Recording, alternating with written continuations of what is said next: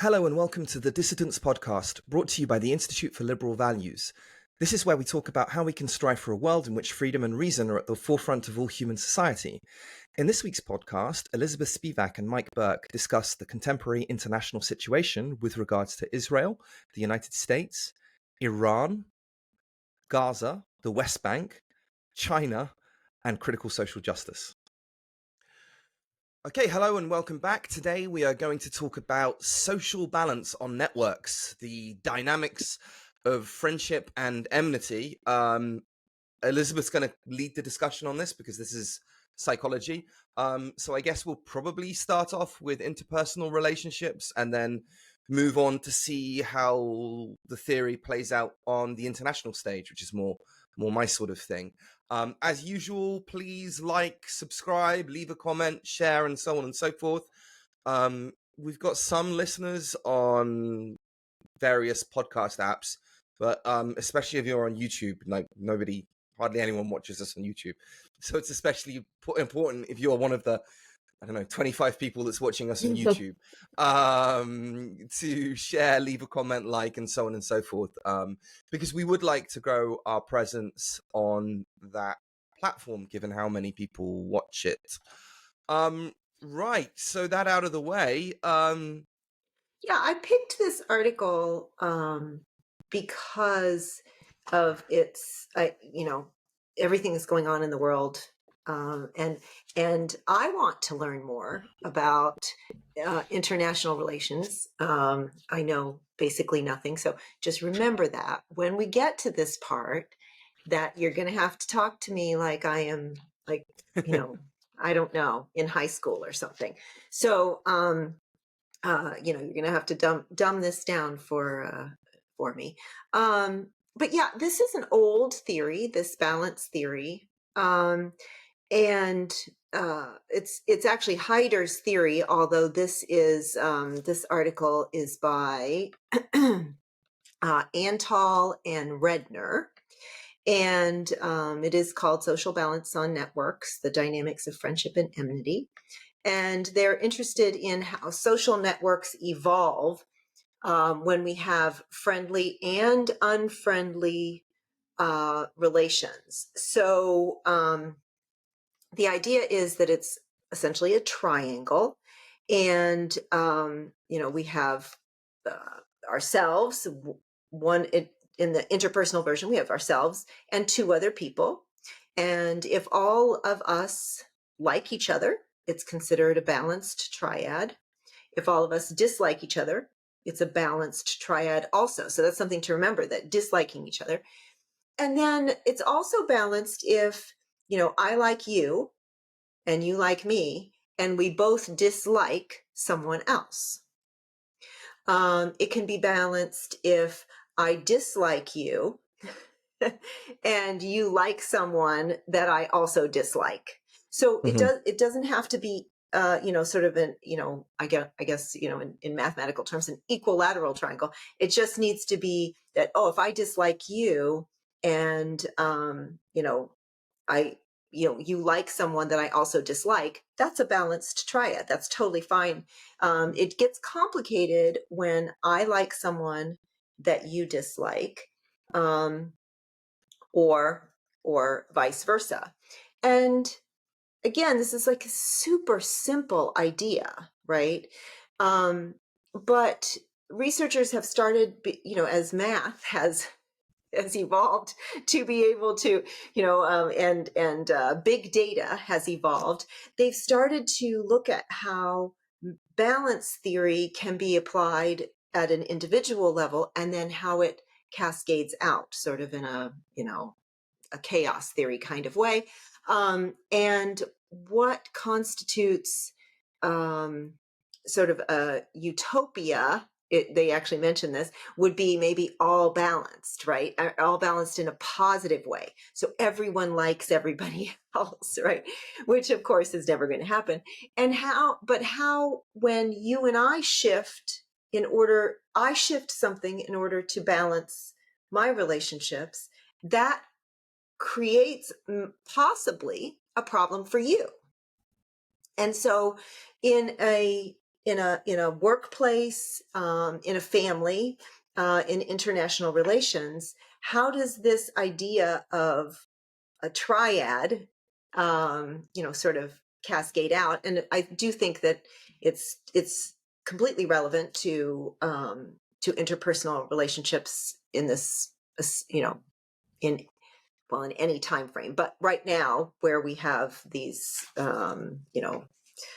competing ideologies and, you know, internet triads, if you will, that can change in a second, right? You can unfriend somebody, you can, post things in, just in a heartbeat. So, Yeah, I mean, I can give you an apolitical example of how social balance screws things up, or had screwed things up for me personally. And this is before kind of cancel culture, has nothing to do with critical social justice or anything like that.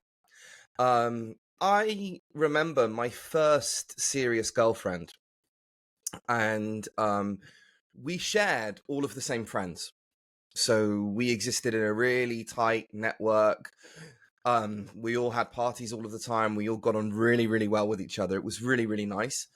Um, and then I must have been about 18 at the time. My girlfriend and I broke up.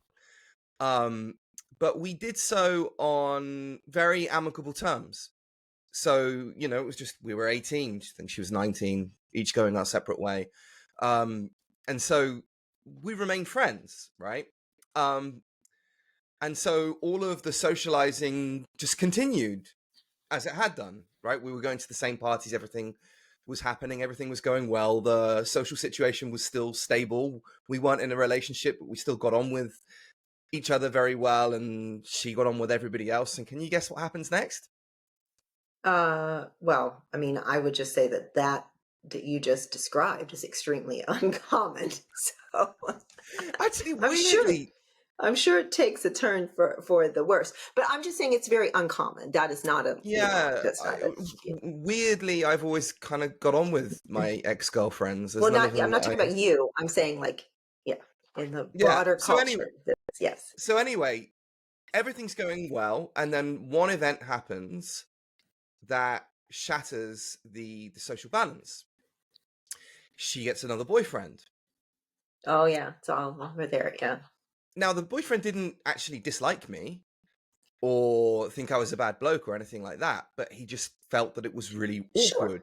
And Sure. fair enough, maybe it was. And so that completely shattered my whole social network, and I just found myself cut out of everything.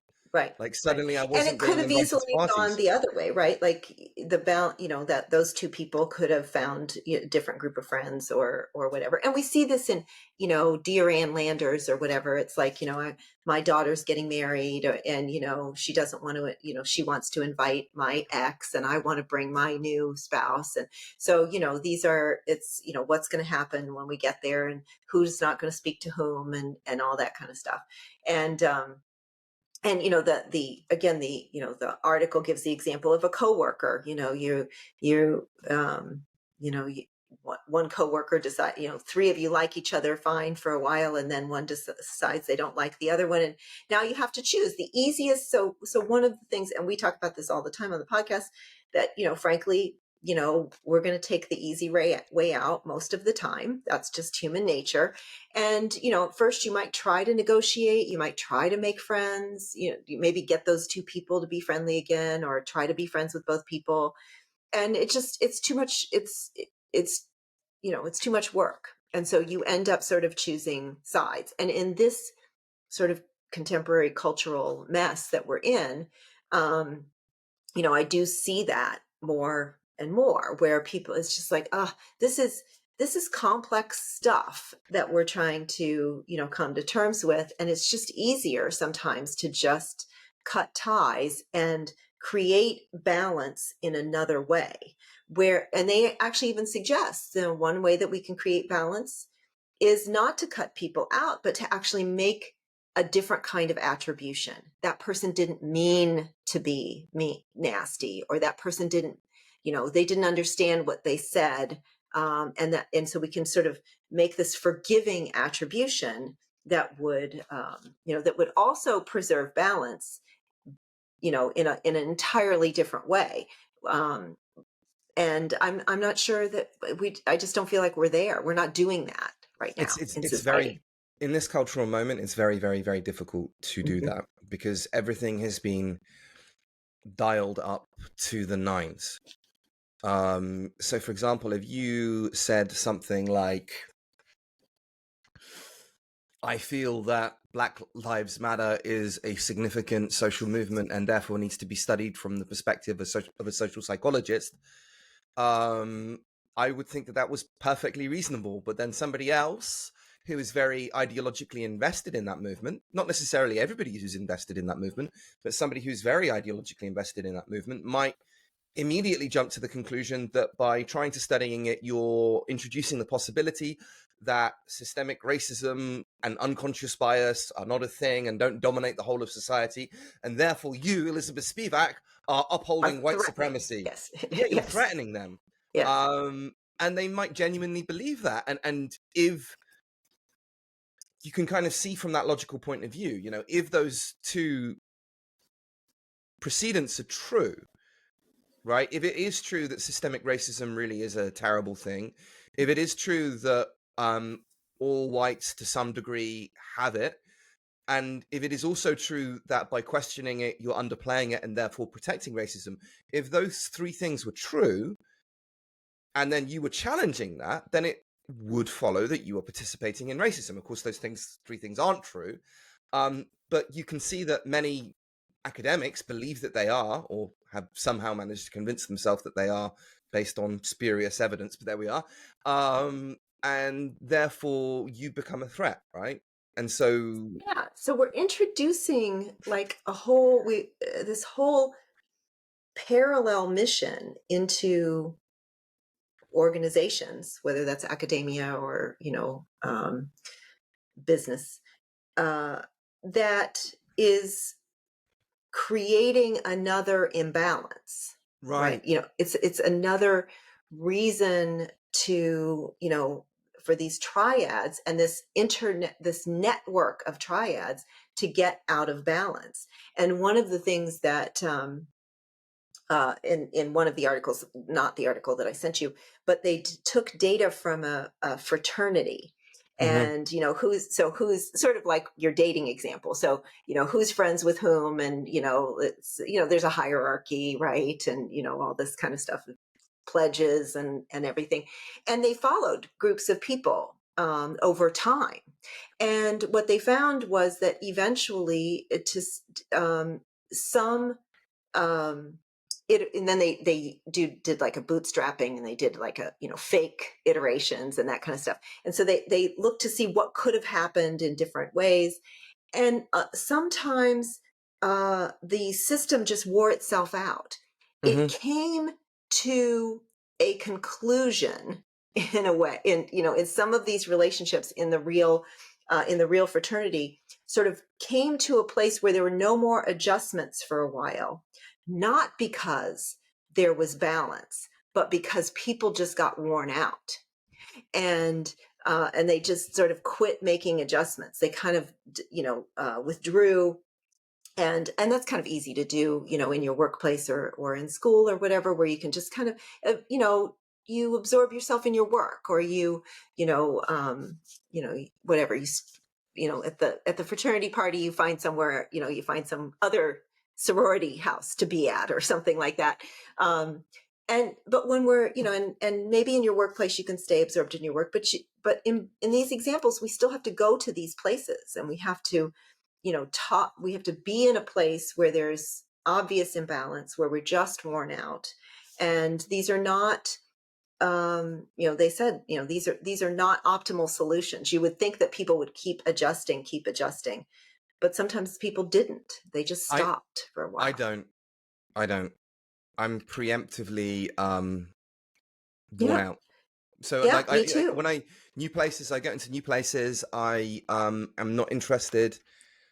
And this is coming from somebody who used to be quite social. I worked hard on developing my social skills. Didn't used to have any, but then developed them over time. And because I, practiced them, I got quite good at it. So I really used to enjoy meeting people. Um, and having, and even at the height of the ideological intolerance, the vast majority of people I met were decent. And so, I should think, well, if most people are decent, then everything is okay. And so I needn't worry about the occasional bad apple. But the amount of damage one bad apple can do with other decent people as well just meant that, I'm worn out. And I don't engage with new people.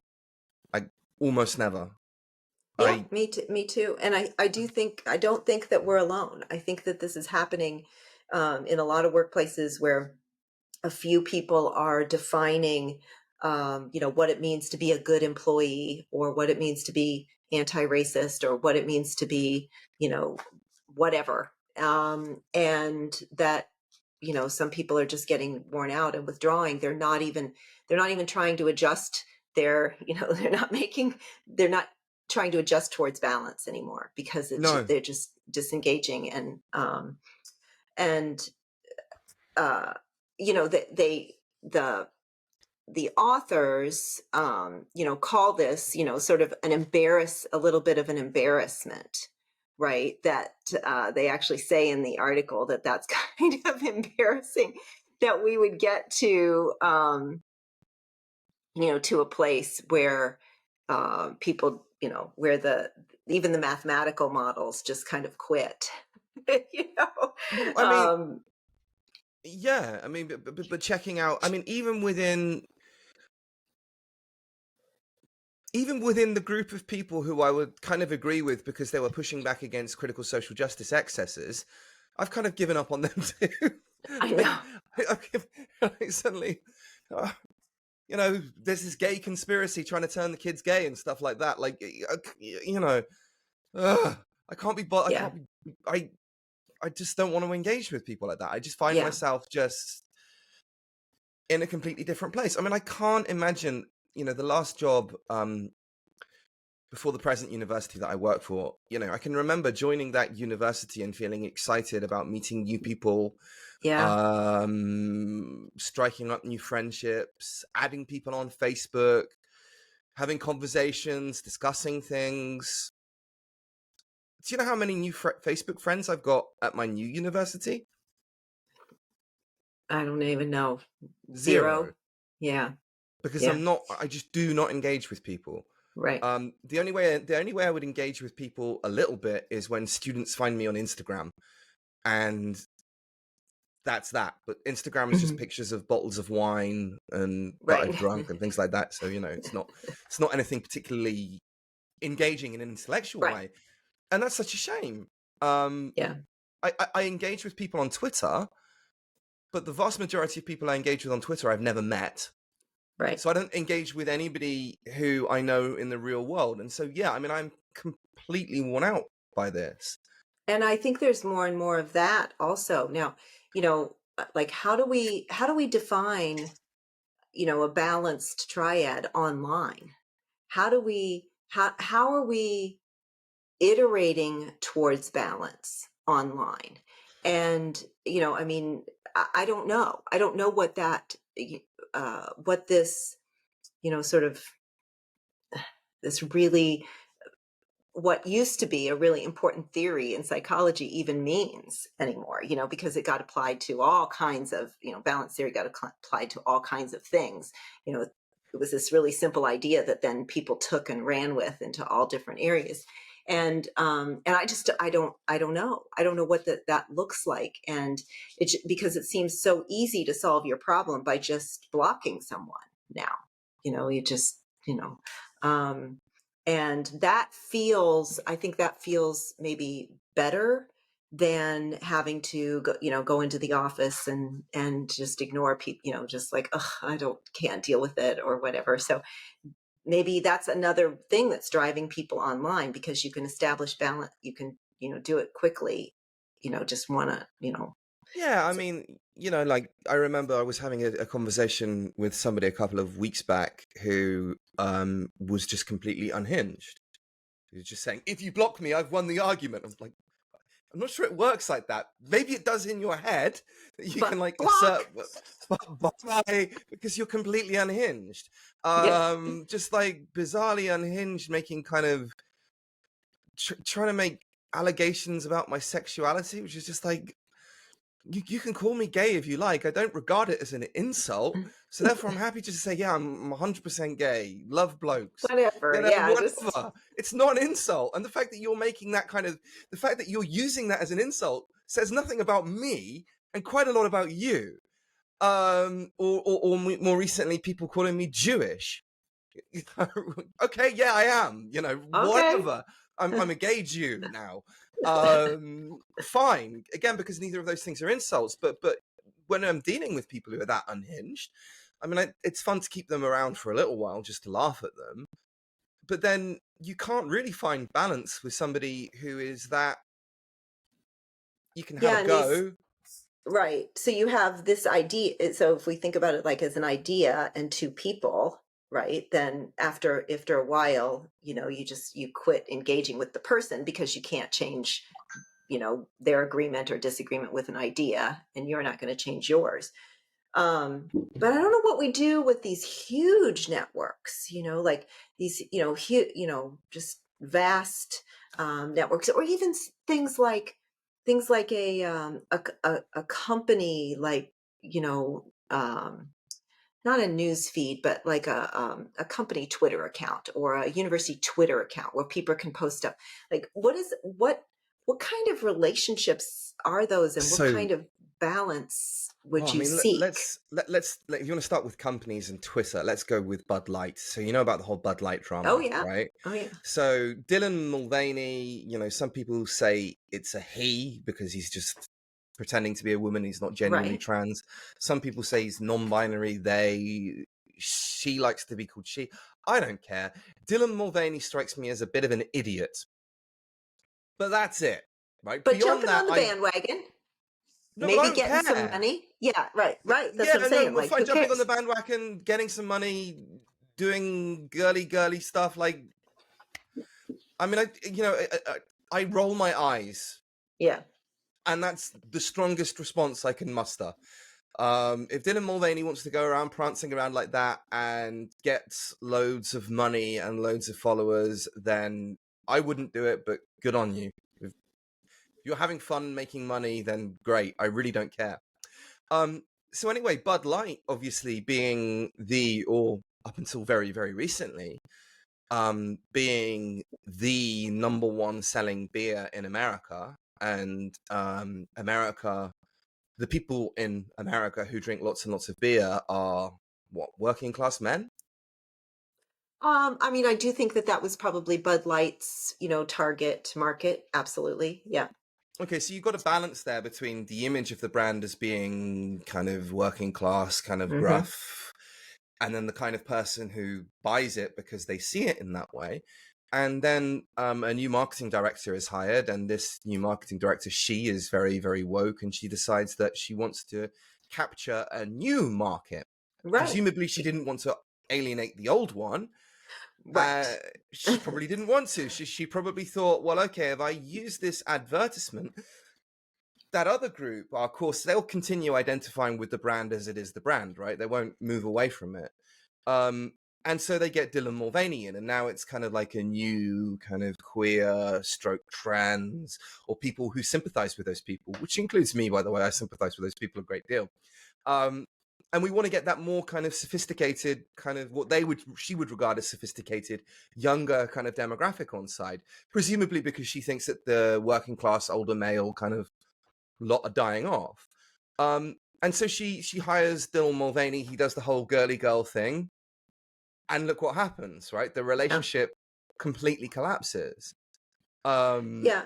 And so if you think of like sort of working class men and, queer young people maybe, and Bud Light as a triad, she just created imbalance, right? And right. so somebody's got to go. So somebody's got to make a change, or somebody's got to go, because we got an imbalance here. Well, you know Yeah. what happened, right? So Well, yeah. Yeah, it first was huge.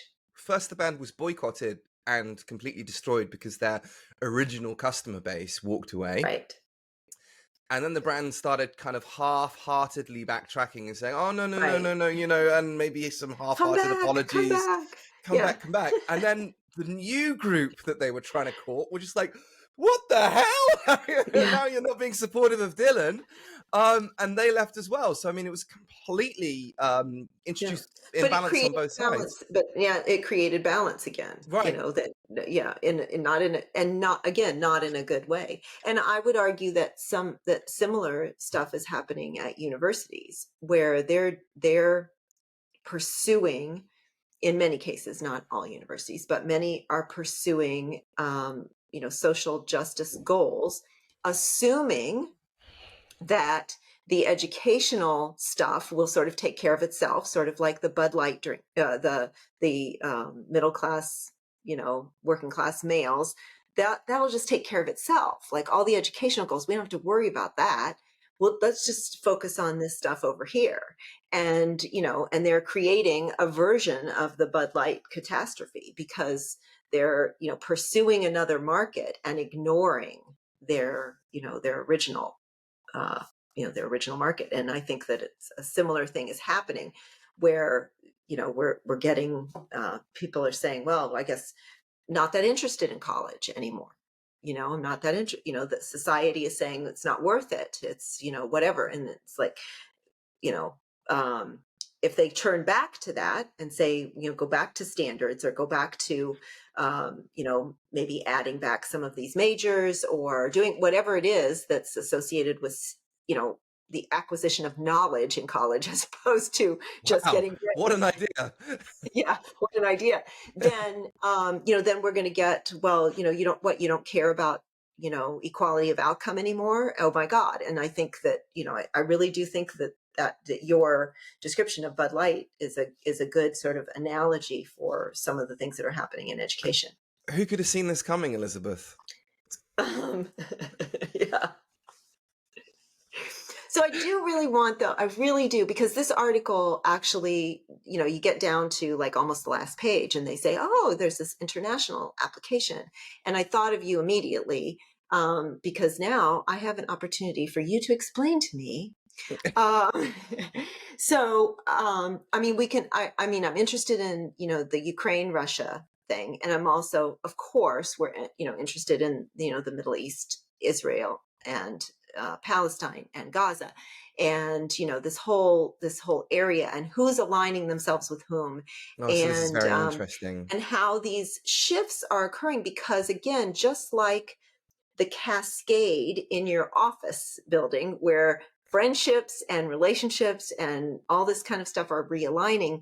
I mean, it's happening, and Bud Light and colleges and stuff, it's happening on this Well, so international so so scene. so let's link the colleges to the international scene because there's a really nice segue there, right? That's going on right now. So, if we're going to talk about Israel and Gaza and the West Bank and then Ukraine and Russia, so universities, as you pointed out a long time ago, decided that they were going to align themselves with critical social justice goals. They probably thought that this is the sexy thing to do. I guess that they must have had their misgivings about it, but they were probably like, look, it's just the kids. Kids have always been radicals and, they've grown up to be normal, productive members of society, and so on. They catered to these people. They caved into these people, even at the expense of throwing valuable assets like you under the bus. Oh, okay, Elizabeth Spivak, she's publishing a lot, she's well liked, Mm, but you know, she's only she'll one be fine. person. She'll be She'll be okay. fine. She's only one Yeah, person because it doesn't really hurt. It's not as if you're being beaten up or something. And obviously, right. it's not nice, but okay, she'll be okay. And we'll throw her under the bus, and we're not going to sack her. So what's the problem, right? And meanwhile, we'll cave into this critical social justice thing, and they'll wave their placards around just like we did in the 1960s. And their hearts are in the right places. They'll grow up, and everything's going to be okay. And what was introduced in post-colonial theory, and just critical social justice more broadly, is this notion that the reason it's essentially a Marxist notion that the reason why certain people are less well off in any given society anywhere in the world, um, and particularly when you are coming up against Western societies and systems of government, particularly so, that the reason why the poor are less well off is because they're being oppressed. And sometimes there is some truth to that, but not always. Absolutely. It's always a lot more complicated than that, or almost always a lot more complicated than that. And so the academics who believe this laughably absurd oversimplification, but they can only really see it through this lens, because by showing that you see things through this lens, that's how you signal your moral worth, your commitment to fighting the good fight, standing up in favor of the downtrodden against the oppressor, speaking truth to power. The whole, it kind of permeates all the way through the lingo. So they look at a situation like America, for example, and they notice that the most affluent people, the most powerful people in America are all white. They're wrong, by the way, but that's what they notice. That's what they see. Um, don't let the evidence get in the way, but and they try and Yeah. kind of explain it away by saying, "Oh no, the Asian people are acting out whiteness, and Jewish people have become white," and all the rest of it. So they've got their own little tricks of dealing with this, and therefore the reason why Black people tend to be less well off than white people is because of white supremacy. It's because of the oppression of Black people by the whites. And any Black person that does well within that system is either extremely lucky or is acting out whiteness. So no, you'd say they're extremely lucky if they're a woke NBA basketball player, and if you're a Will Riley, you're acting out whiteness and you're just as bad as the whites, if not even worse, because then you bring in that kind of treacherous thing.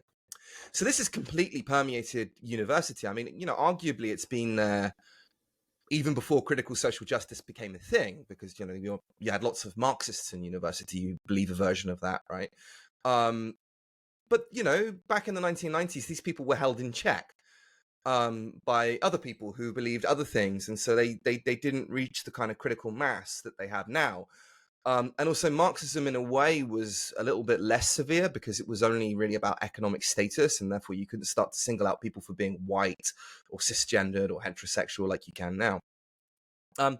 And so the big thing that happened is with Israel. So a lot of big donators to the likes of Harvard University are Jewish or very sympathetic with Israel, Yeah, a long or list of law both. firms just wrote to Harvard and said, we're not hiring. They rescinded job offers Yeah. and wrote to Harvard and said, if you're going to let this go on, we're not going to recruit from your And university anymore. So that was law but firms. but it's too late. It's too late for Harvard now, right?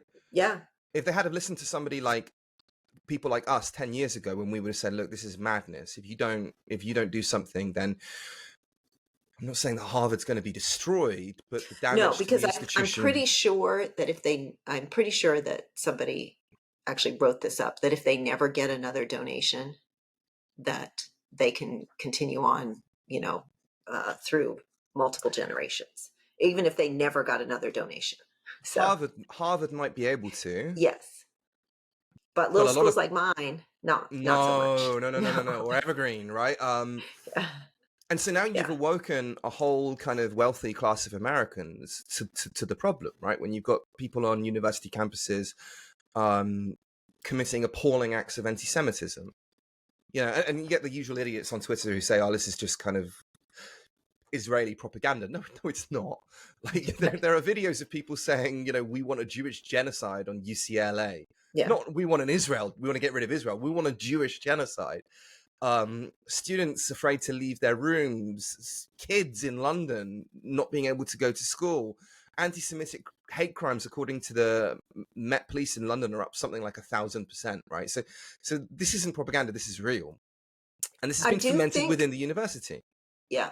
And I do think I do think it's true that a lot of uh, Jewish people did not realize how anti-Semitic critical social justice No, is. I really I think that a lot didn't. of them didn't. I didn't realize it was this anti-Semitic. Hmm. I realized it was anti-Semitic.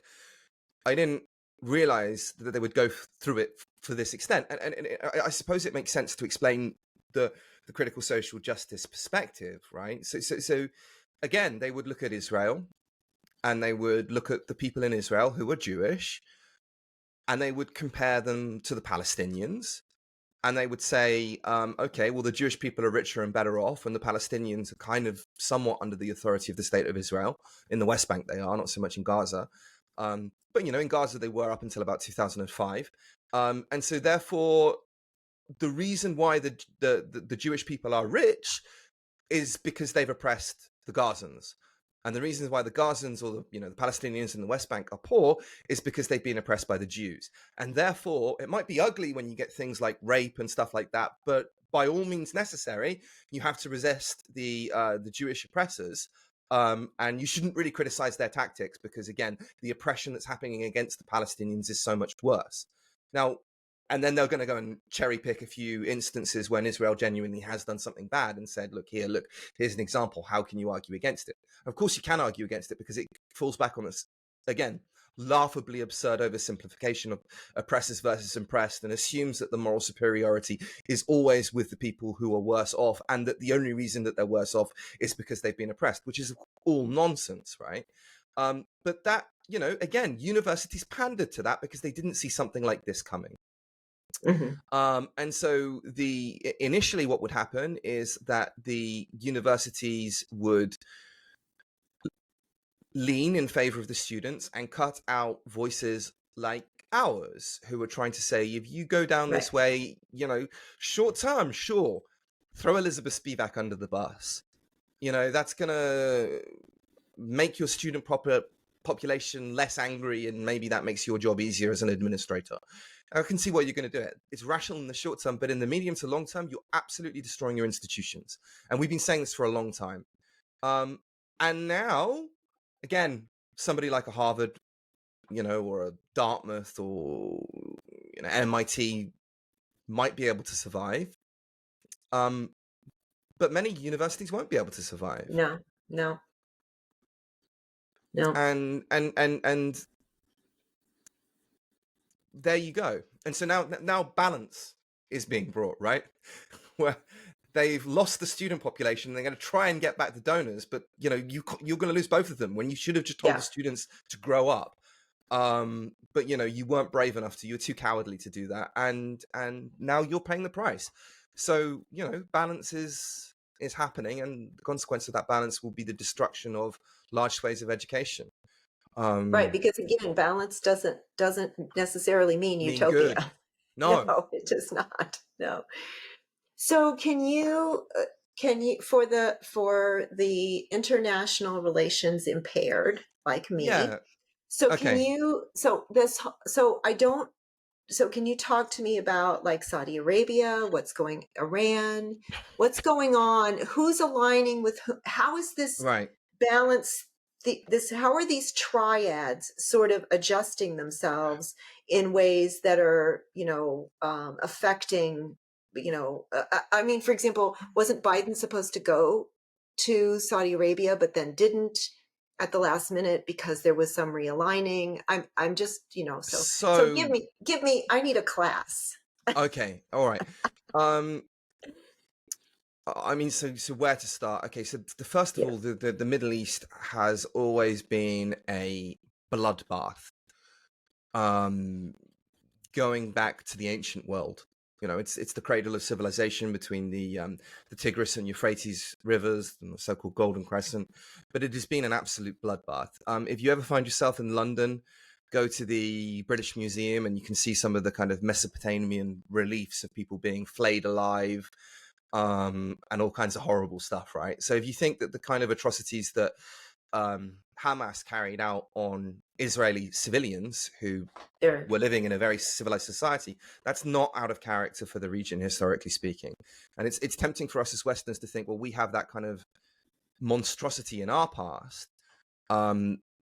So therefore, it's not the norm elsewhere in the world. It's still the norm in some parts of the world. And it's not that long back. I mean, I was talking to Brandy about this, and she was talking about lynching mobs, and people taking souvenirs from lynching mobs from corpses and having picnics, watching people being hanged and stuff like that. Right.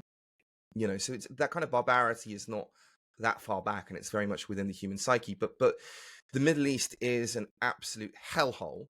The one area of stability, well, there were two, right? There was Lebanon, which used to be kind of quite a Christian country and was quite stable. Then there has been Israel, and prior to the Islamic Revolution, you could make the case that Iran too was quite a stable country. I mean, if you go back and look at videotapes of women in Iran in the 1950s or whatever, you can see them wearing more modern dress than they're allowed to right now. So who was aligned with whom? Say Okay. on October 1st, okay? Okay. Who would we have, looking from the outside, who would we have said was aligned with whom? Right. So, Like a month ago. okay. So what we have to do, I can't. Can't start a month ago. No. So you have to start to think about the creation of Israel. Okay. So Israel is created as a country in. And by the way, if Israel wasn't there, they'd be fighting against each other anyway. They'd find something else to fight over. But Israel is the key kind of focus point. So what is now the state of Israel, as well as Gaza and the West Bank, is during World War I, it's part of the Ottoman Empire. Right. The Ottoman Empire collapses, and then the British take over that region. It's called, the British Palestinian Mandate. In 1947, there is the Balfour Declaration, which talks about a two-state solution. And so basically there is the suggestion is that the Palestinians get the whole of the West Bank and the whole of Gaza. Israel gets the remainder. Jordan is then put off as a separate state. And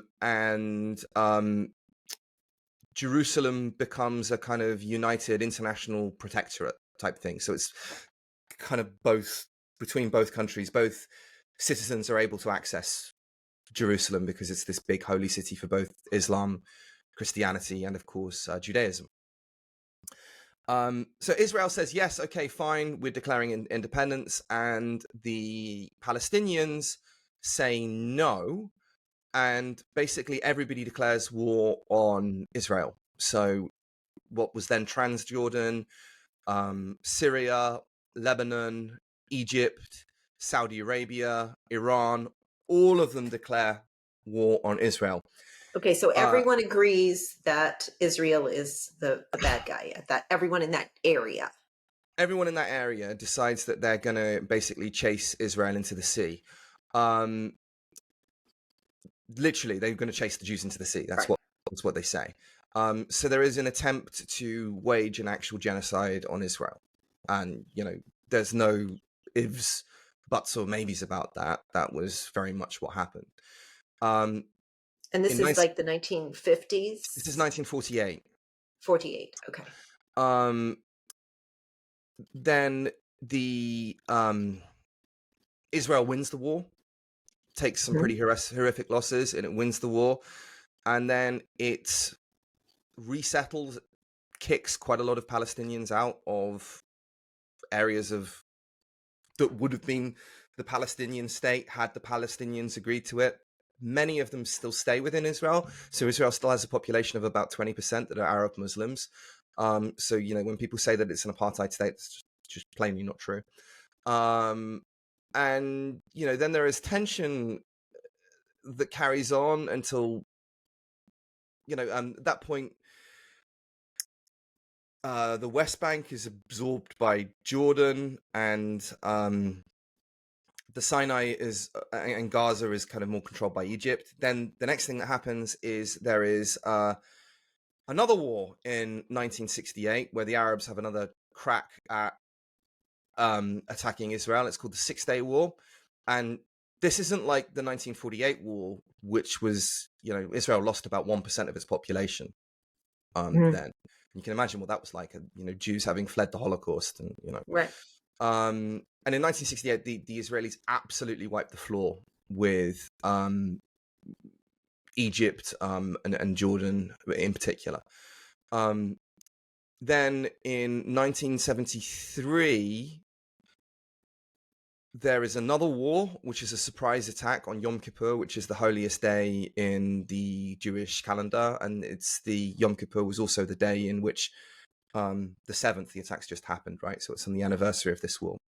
And under Sadat, who is the leader of Egypt, Egypt leads a surprise attack, and because the Egyptian military is nothing compared to the Israeli military then, but because of that surprise attack, Sure. they do really well.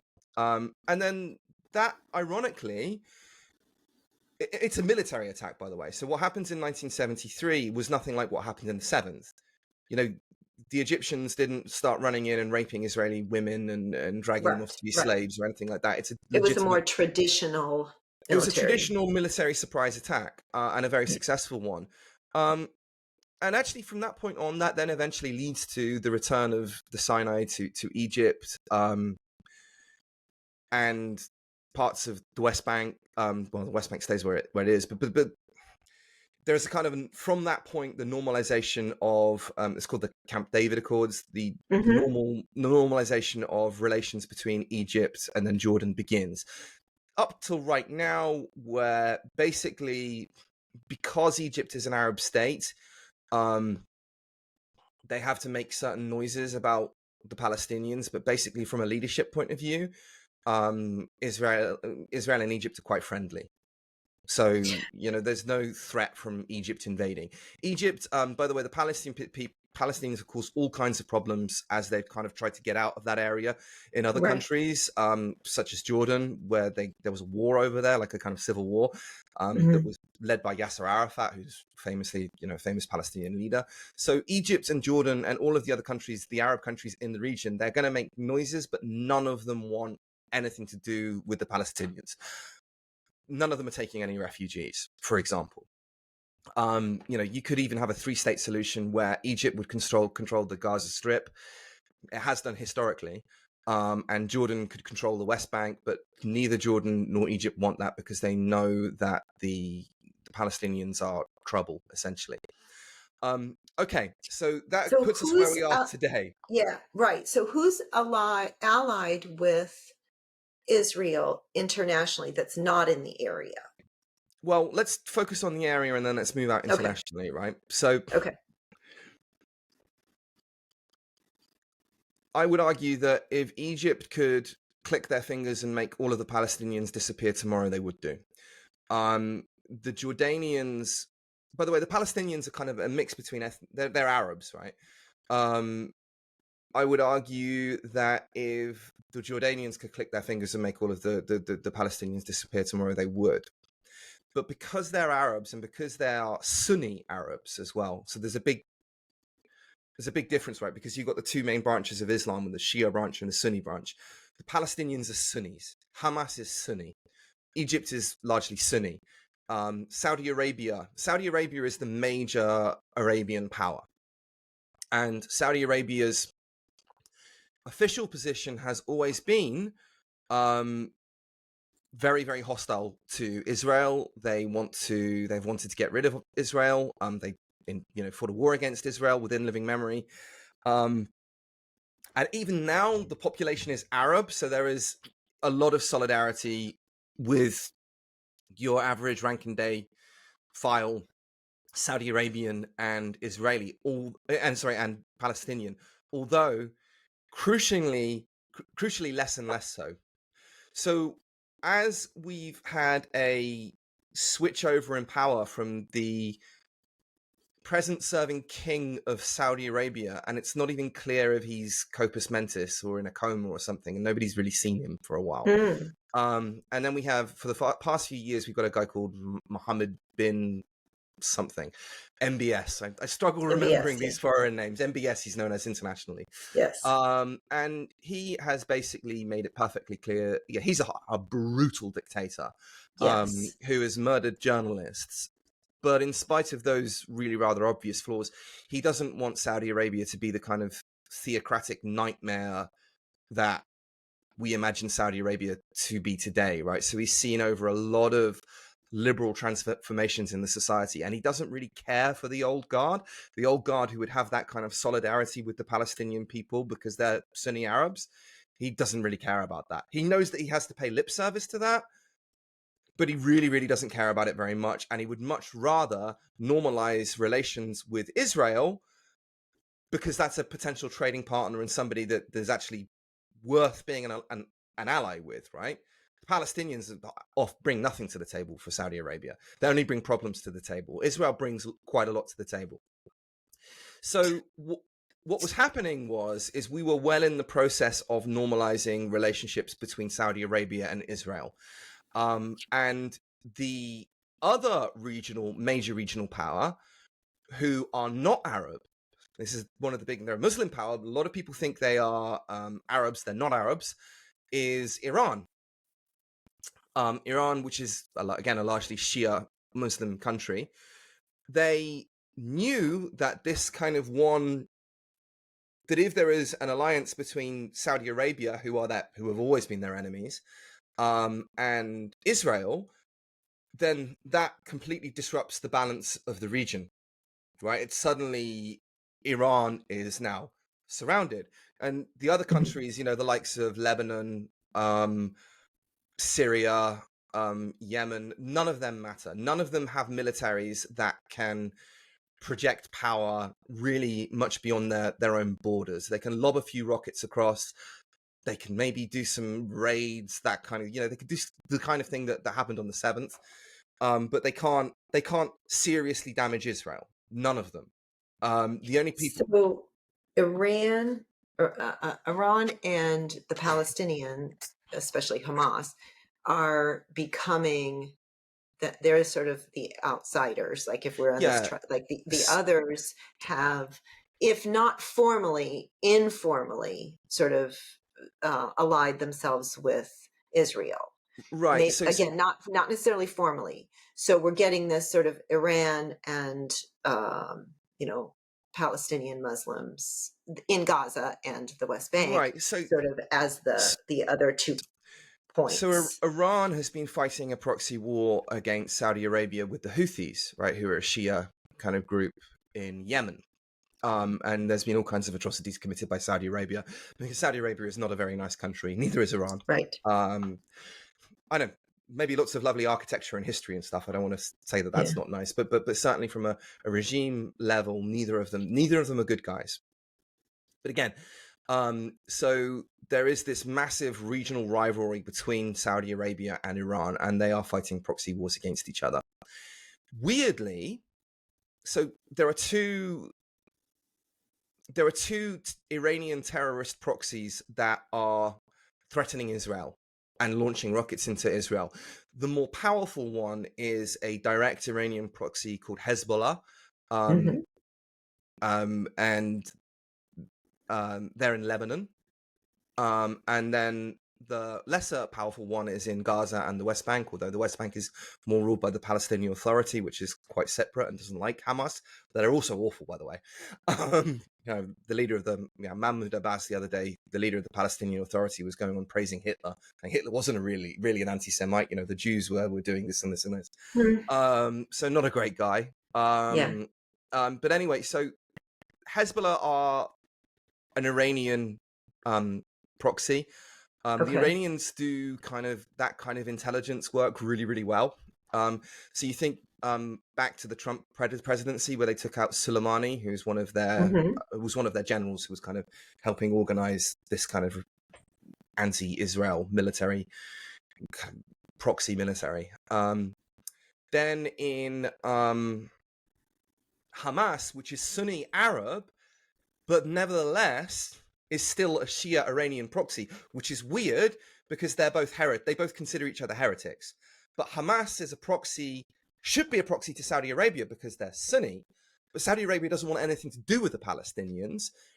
Iran wants to have something to do with Hamas because it's worried about Israel forming this regional alliance with Saudi Arabia. So the October the 7th attacks were instigated by Iran, possibly with the backing of Russia. Yes. Yeah, that's another. And possibly even with the backing of China as well. Wow. Certainly, if you look at the rockets being fired by Hezbollah, which again is an Iranian proxy, they're Chinese designed rockets. Ah. So they're not made in China, but they're Chinese designed. So it's fairly Mhm. reasonable to think that we know that the Chinese don't, like, basically they no longer recognize Israel as a nation state. The official Right. Chinese maps have deleted Israel. Um, and there's another balance thing going on there. So okay, let's finish with the Middle East balance now. Then we'll take it out globally.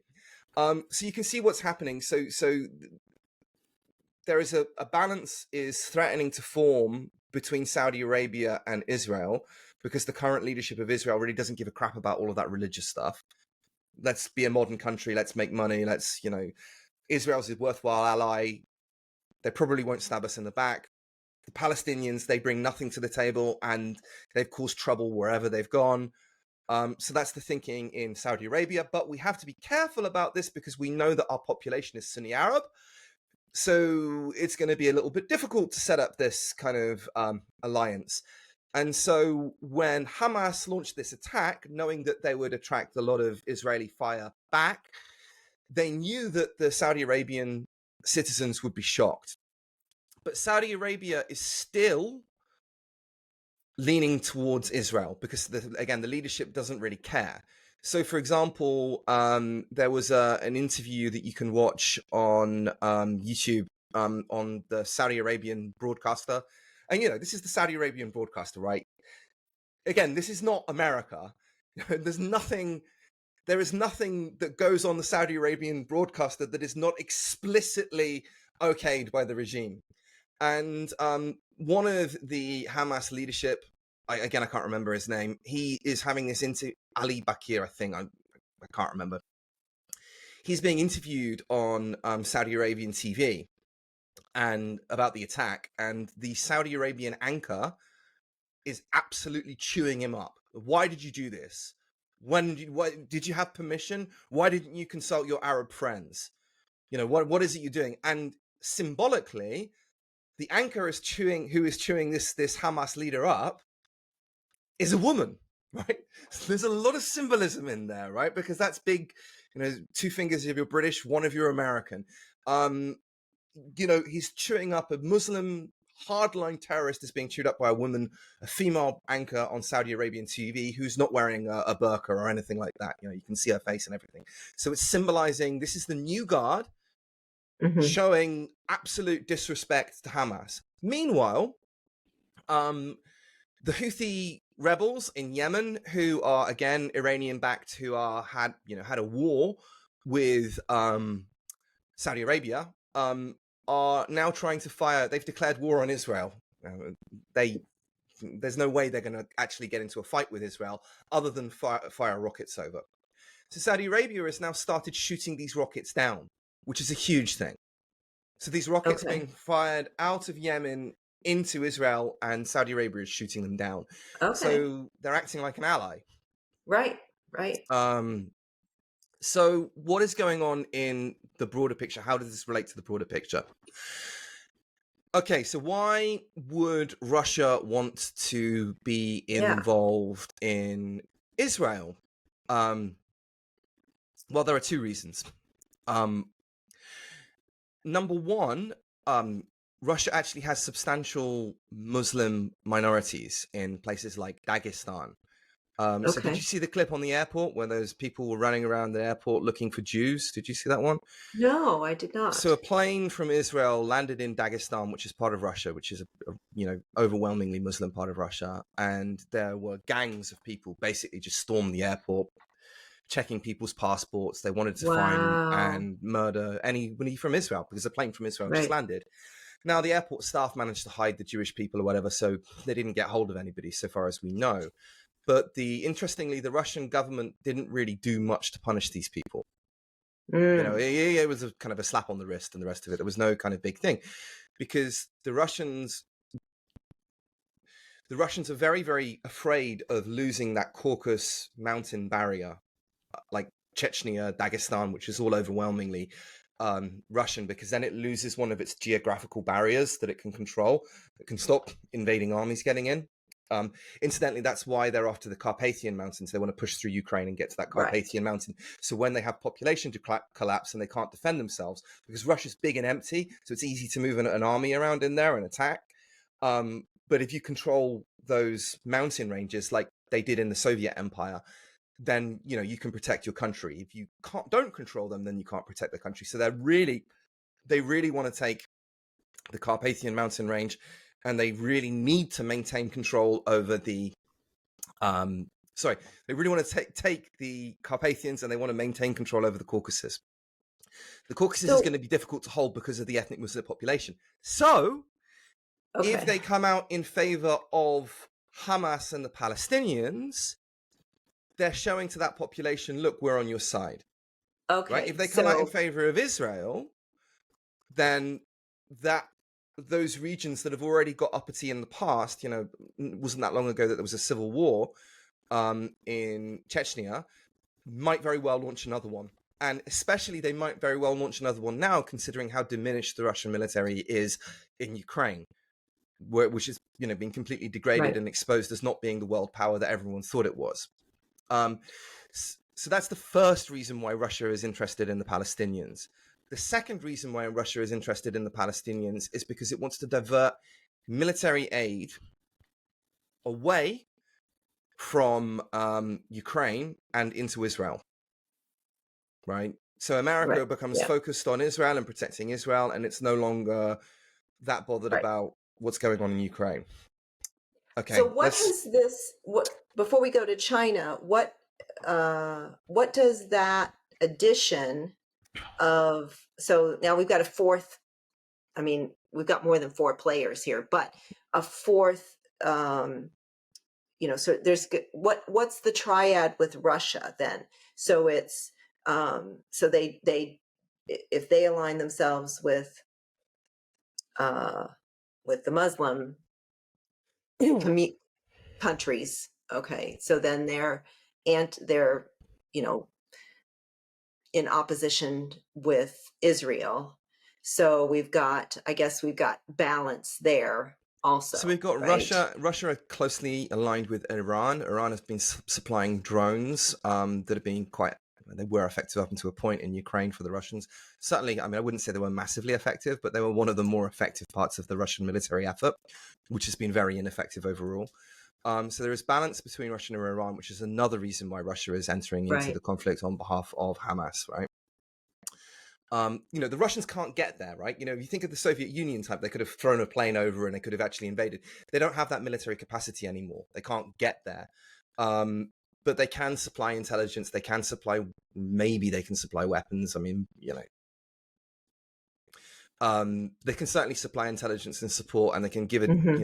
they can give a kind of moral support, which they have to in order to maintain the Muslim population, to maintain their relationship with Iran, who has started this conflict, against the kind of emerging Saudi, Israel, America triad Right. that is growing.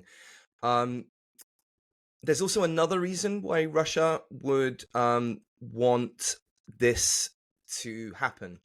Russia, uh, Russia in Ukraine has attacked the grain silos, and the reason they've done that, you might think, oh, they're doing that so that they can lift the price of Russian grain and make more money. Well, that's a factor, but the main factor is that Russia wants to create a refugee crisis in Africa. And if you've got another one in Gaza in the West Bank, like people, they're not going to go to Israel. Egypt and Jordan won't have them. No one in the Arab world will have them. So that leaves Canada and America and the UK and Western Europe. So, you have a Muslim refugee crisis coming out of Gaza and the West Bank. You have another one coming out of sub-Saharan Africa, because of the rising grain prices and the fact that we're going to get famine there due to what's been happening in Ukraine. Why would Russia want that refugee crisis going into Europe? Yeah, that was my next question. Okay.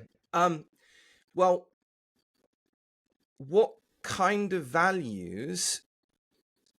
What have you seen on the streets of London? What have you seen on the streets of Toronto recently? On the streets of Berlin? Plenty of violence. Yeah. Plenty of violence. you've seen people who grew up in non-Western, non-liberal cultures, and because they grew up in those cultures, they have the values of those cultures, and they're taken to the streets in the European capitals to show that they don't share the same values as liberal Westerners do. Hmm. And they're causing all kinds of problems. They're waving around Hamas flags, in some cases openly supporting the likes of ISIS, chanting anti-Semitic chants and the rest of it. So what does that do?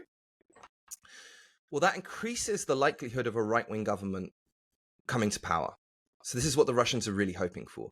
The Russians hope that this immigration will bring a right-wing government to power that will be more sympathetic to the Russians. So, So when we get more immigration, we get more. think about Tucker This, Carlson, right? Tucker Carlson is like all great propagandists. They mix lies with the truth, right? This is like the point of propaganda. Like if propaganda, in order to be successful, it has to have some truth to it. If it doesn't have any truth to it, it's never going to resonate with anybody. So Tucker Carlson will point out some of the problems that I'm arguing about here, and then he'll say, "So why are we sending money to Ukraine? Why is it that our business, right?" right. So there's I would be surprised if there was not some explicit link between Tucker Carlson and the Kremlin. I really would be. They've been toying around with having an interview with Putin. Hmm. And you don't get that kind of access to the Kremlin unless there's something very strange going on.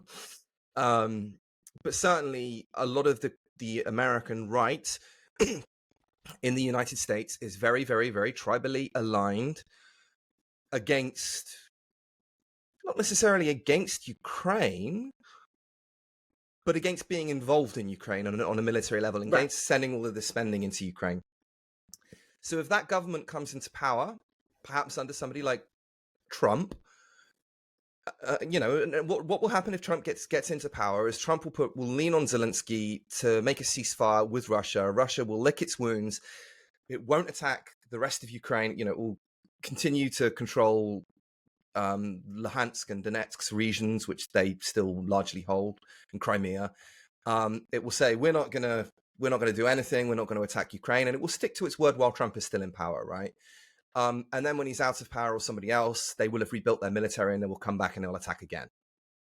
And at that point, if you've got right-wing governments all across Europe because of the immigration problem, what is the likelihood that we will come to the aid of the Ukrainians in the way that we have now? It's significantly diminished, and that's what the Russians are Hmm. banking on. That's why they want to create a refugee crisis. They want to create a refugee crisis which will cause all kinds of problems that will lead to right-wing governments being elected, that will then lead to governments being more sympathetic to Russia, at which point there will be another shift in the balance because then Russia will become pro-Western, right? Hmm. Or pro what is evident the new West is, unless, well, I mean, there's a tipping point there because then they're going to try and move into kind of like Slovakia, Romania, to control that mountain range, right? Poland, and then does NATO still agree to collective self-defense, or does it do nothing? Yeah. Right. And Right. we don't know. We don't know what will Right. happen. But the Russian thinking is that if there are right-wing governments across the board that are sympathetic to the Russian effort, then the chances of NATO fighting together against the Russians is diminished.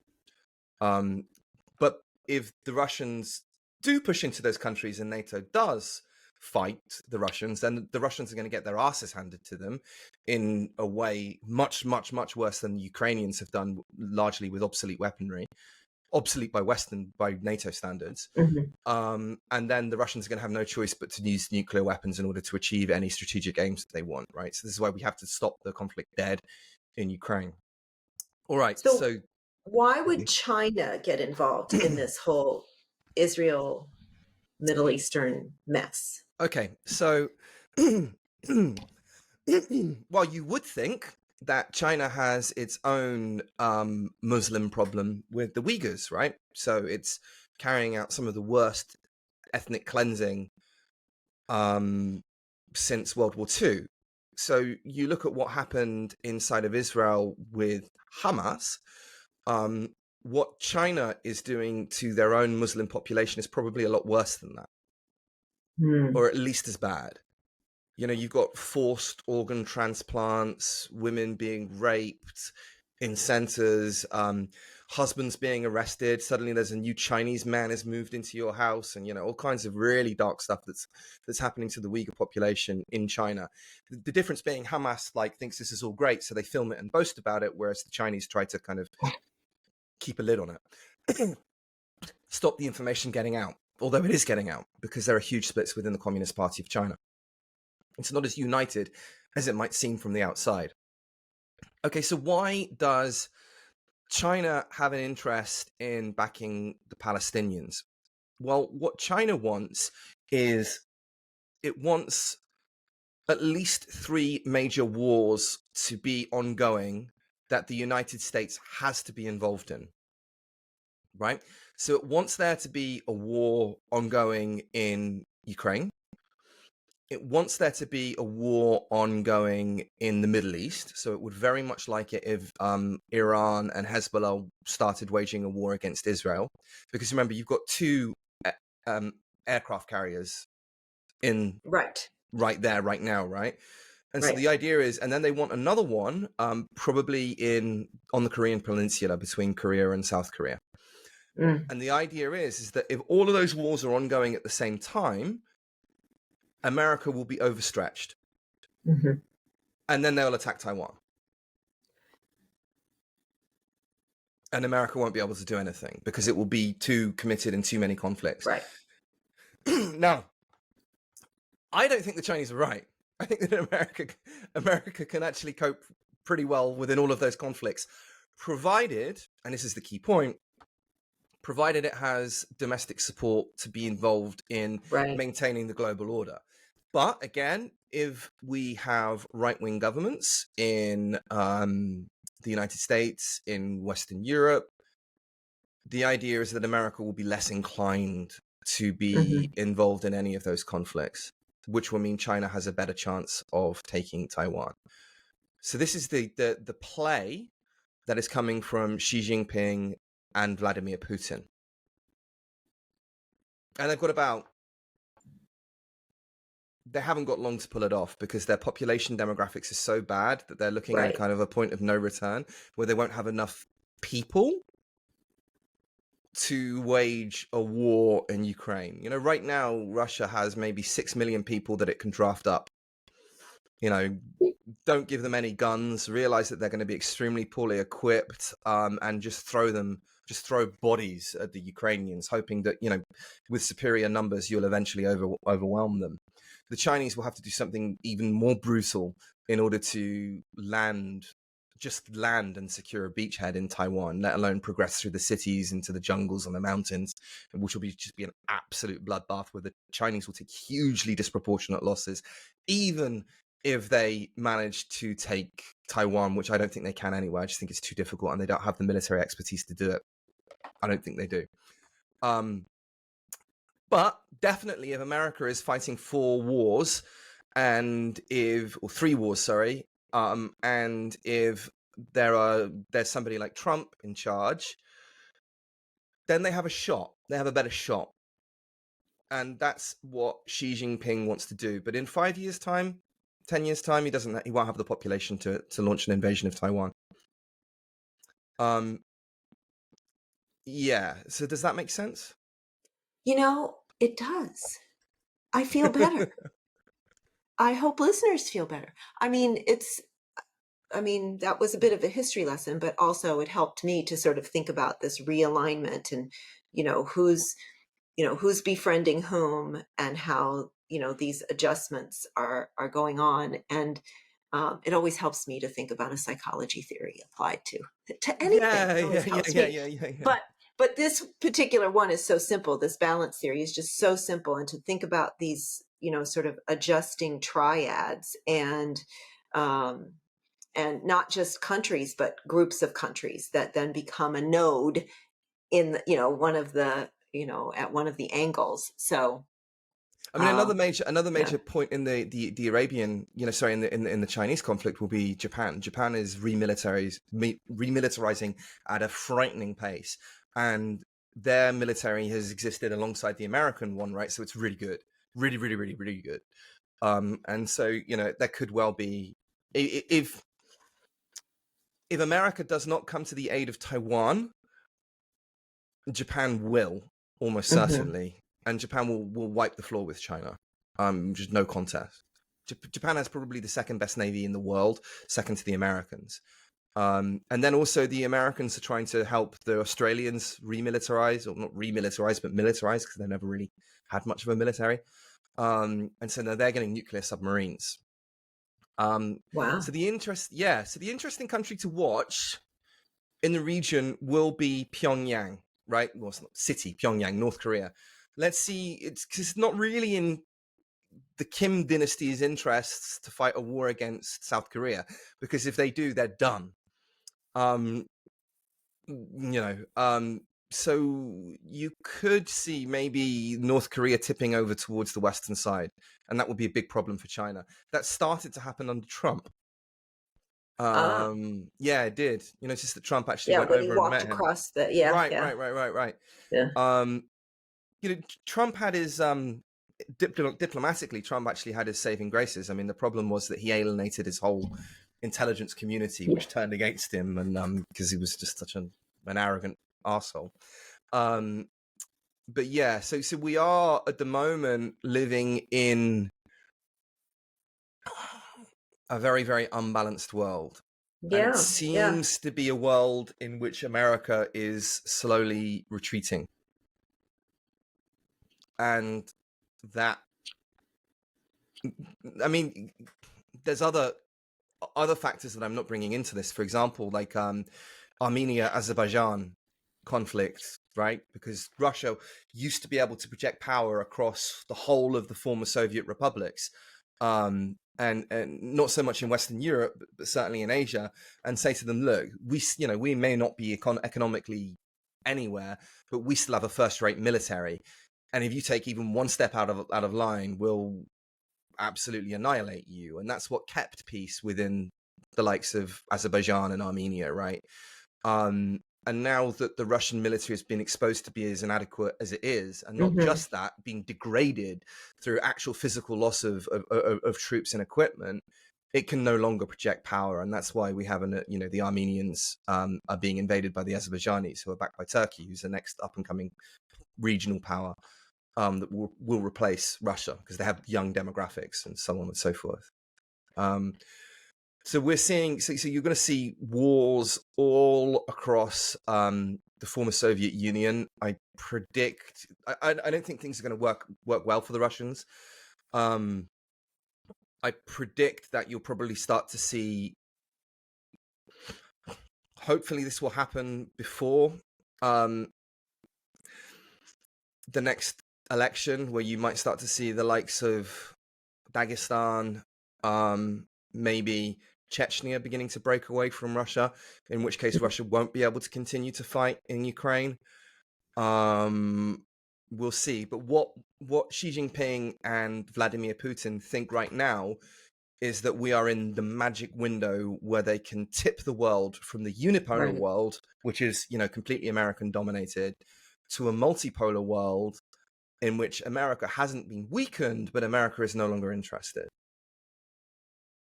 That's where they want to be. Yeah, we're busy. We're busy fighting for anti-racism over here in America. So we, Right. Well, that's another thing that they're playing on, right? So it if really, you yeah, look at yeah. if you look at things like the Confucius Institute and the extent to which they've been pushing um, critical social justice, and we've talked about this on other podcasts, and this is part of my research, how Russian propaganda, Russian troll farms have been pushing critical social justice memes, Black Lives Matter memes, as well as MAGA memes as well, right? Trying to create as much discontent as they can within a country. I think what they really want is they want to make the American left increasingly insane and anti-Western, and to think that, the reason why America is powerful is because it's so oppressive, and therefore, you can Mhm. degrade American power completely. And then bring in this kind of, get the American liberal left to commit suicide, bring in this illiberal MAGA kind of right. That's what I think that their players. They might be successful. If you had have asked me before the 7th, what are the chances of Trump being reelected, I would have said there's very, very little chance of Trump being reelected, right? I would have said that before the 7th. Now, I don't know. Mm. Because the Democratic Party is split. So the Right. traditional Democratic establishment, the people who didn't speak out against critical social justice because they thought that they were just kids who had some crazy ideas and were maybe Yeah. canceling a few people, but who cares? Their heart's basically in the right place. They're on our team. Those people are, of course, in spite of being awful cowards, that have let this problem get to where we are right now and ignored people like you and I who are warning them about it. These people are nevertheless dispositionally liberal. They're kind of similar to you and I. Right. And so naturally, they're absolutely shocked by what's going on in Israel, and they understand that Israel has no choice but to eradicate Hamas, and the chief responsibility, Israel's doing its best to not to target civilians, but lots of civilians are going to die because Hamas are packing their military sites with many, many civilians, and sometimes shooting them if they try to get away, by the way. But they know that a lot of journalists and left-wing academics don't appreciate cause and effect. And all they can see is that, well, Israel has more money and it's more prosperous, therefore it must be the oppressor, and therefore it's Israel's fault, right? They can't think beyond that. But the liberals can. The liberals, with the cowardly liberals within the Democratic Party, the likes of Joe Biden, for example, can see what we can see, right? But they made a deal with the devil.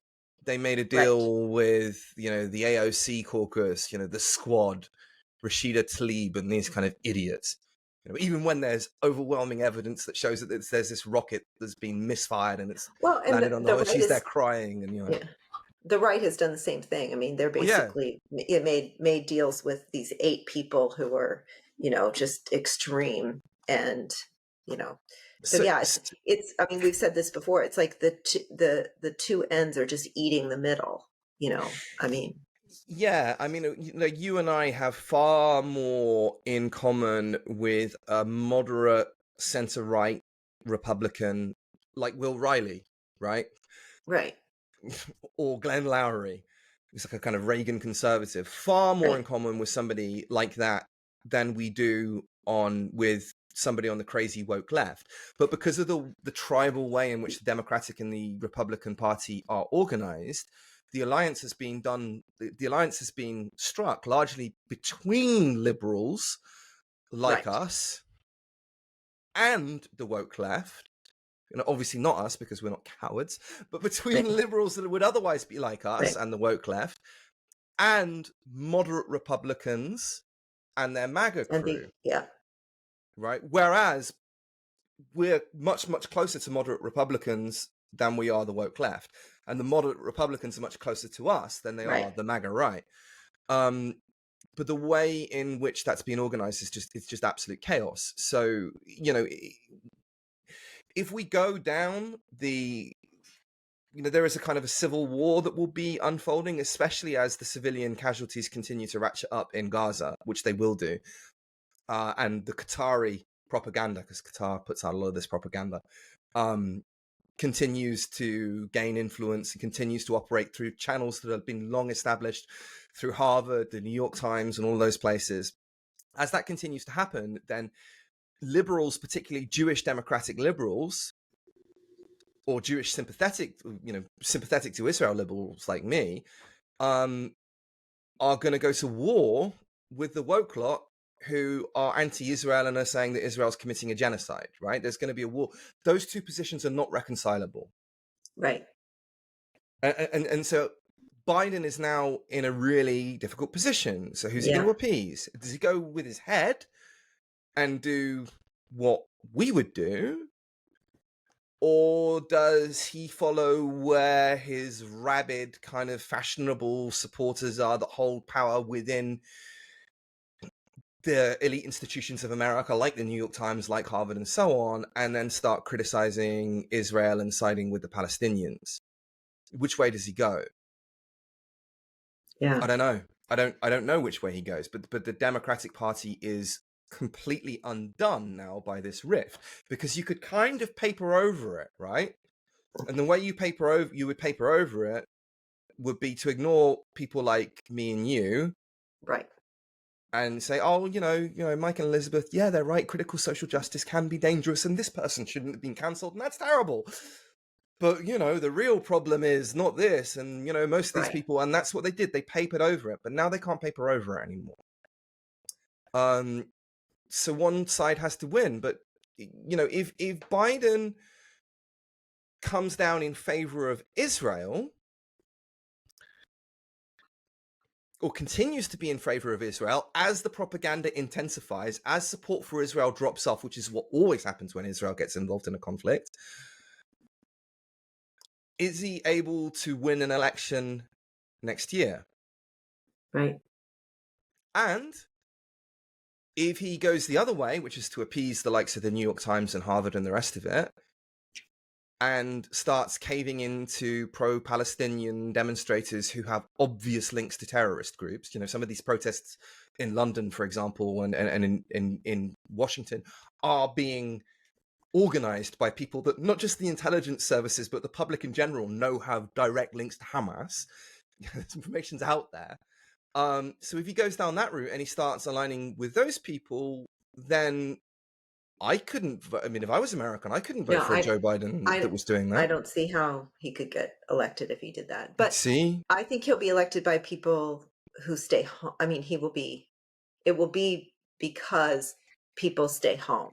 I well, don't but think that those people will vote for Trump. no, but that's the problem. I Trump think, has already had Trump. yeah, Trump had. If you look at how well Trump did in the last election, right, he got a whopping amount of votes, right? So Trump's support, his natural support base, has always been really, really big. The thing that stopped Trump getting elected, Joe Biden's not a good candidate, right? He's right, this doddery, old, kind of slightly corrupt, um, deeply questionable old man sniffing kids' hair. He's not a great candidate, right? And the Biden team knew that, which is why they didn't really wheel him out much. They relied on Biden being elected because so many people hated Trump. right, right. So, right? But Trump's base is massive, right? Oh yeah, and So they're not if moving. no, they're No, gonna come out in, and yeah, maybe they might even win a few people over because of these demonstrations that are going on, that are, terrorist sympathizing demonstrations on the left. I know people who say, look, um, one woman I was talking to said, I yesterday, on the 6th, she said, I went to bed on the 6th a liberal, and I woke up on the 7th a conservative. Right? mm, There are people who will move over to vote for MAGA because MAGA is preferable to Hamas. hmm, Now, I couldn't bring myself to vote for Biden. I couldn't bring myself to vote for Trump either. I would vote for Biden if he comes out in favor of Israel. Absolutely, if I was an American. I couldn't bring myself to vote for Trump. But Trump doesn't need me. right, So if the Biden Democrat lot stay home, if the liberals like you and I stay home because we can't countenance a Biden who is not supporting Israel,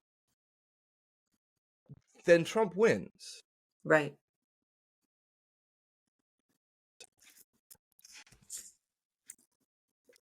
And Can we say? then, yeah. I was going to say, can we end on a more positive note?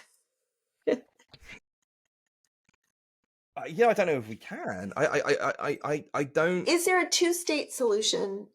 In the future? So I would go largely back to the 1947 UN proposal for the state of Israel, where you've got the West Bank and Gaza being controlled, but Hamas don't want it. You not under don't think Hamas. there's No, a two-state solution I don't think there's any solution. possible? I don't think there's any solution to this problem. So, the Palestinians, recent polling show, and let's say that they're off by 10%. Recent polling shows that the Palestinians overwhelmingly support Hamas in their kind of crusade against Israel, the Palestinian people in the West Bank.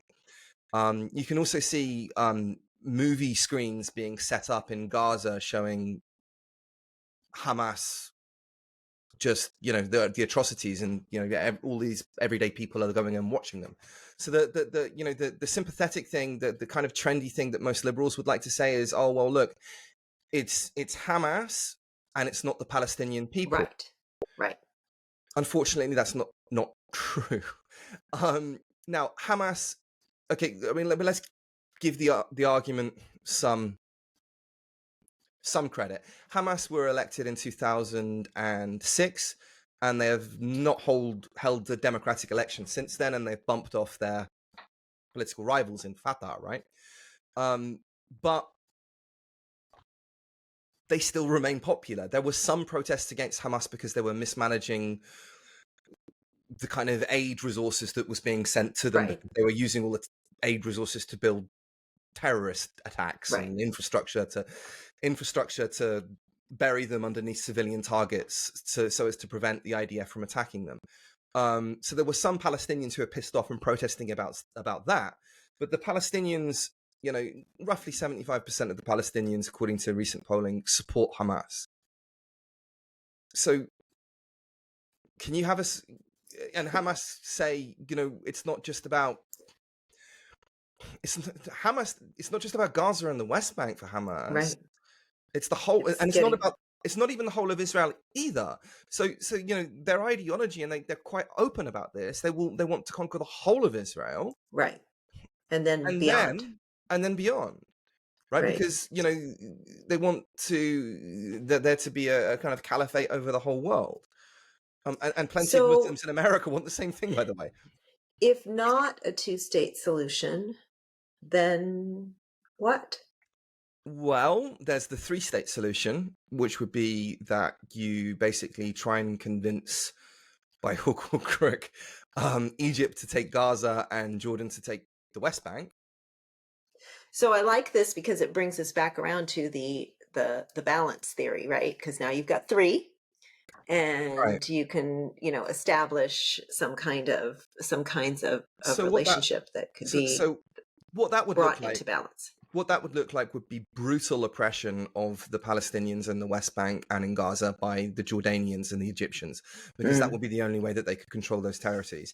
And by the way, brutalization that would go way, way beyond anything that the Israelis have ever done, like way, way beyond. But probably the world would be all right with that, because the world is tribally inclined, and it would say, well, look, it's Arabs oppressing other Arabs, so who cares? Well, and They again, don't, balance isn't always good, right? right? They It's don't care I about mean, they don't care about Saudi Arabia oppressing their own people, or Egypt oppressing, mhm. and all that's whatever. They care about Israelis oppressing the Palestinians, because they see the Israelis as being a kind of a richer group and being white and being imperialist, which is all nonsense. But there's no coherence to this. So the three-state solution would work from that point of view. It would bring stability to the region. Jordan and Egypt would have no interest in going to war with Israel. Israel would have no interest in going to war with either of those two countries. They basically enjoy fairly good relationships with both of them.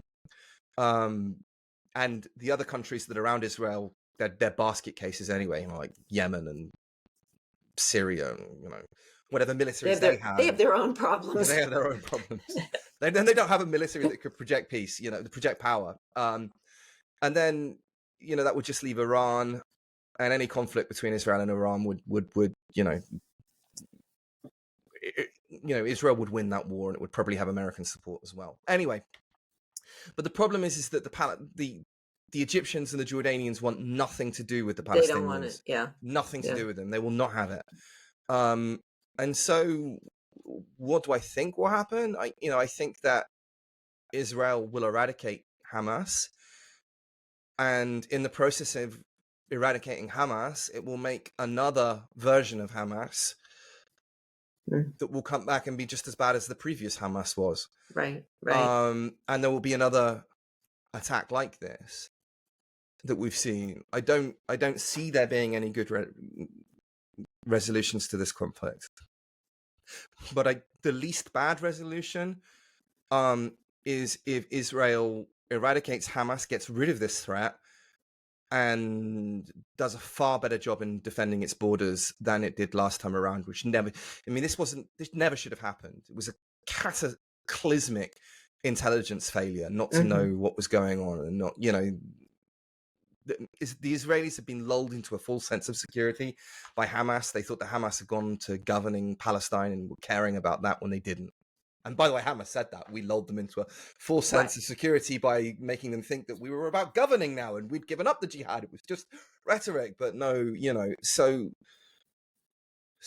Israel unfortunately has to realize and come to terms with its fact that it will always have a brutally murderous neighbor on its border, and that much of the Western world will sympathize with them unfairly, Right. really unfairly. The only way,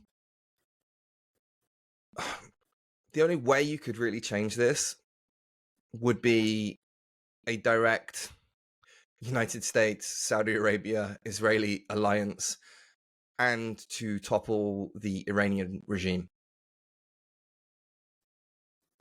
So yeah, that's a a different triad that's not Well, yeah. in So existence at this point. Iran has its own problems, right? So the Iranian population is demographically, they're very, very young. They have their own kind of ancient civil culture. They're a very liberal country in spite of their government. The regime is not liberal, but the Iranian people themselves are very, very liberal.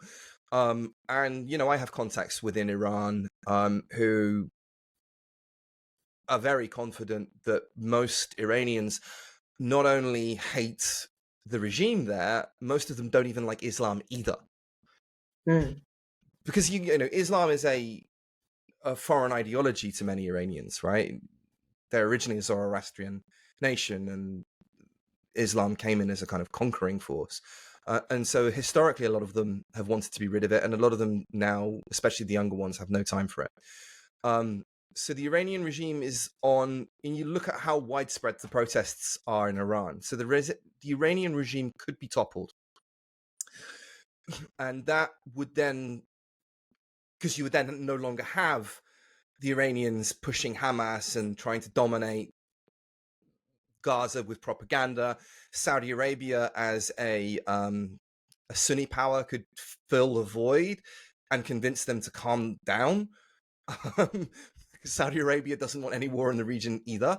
And then you might start to see something more beneficial. But for as long as Iran remains under the control of the Ayatollahs, then no, I can't see any permanent solution. The only solution I can see is Israel doing a better job of defending its borders, unfortunately.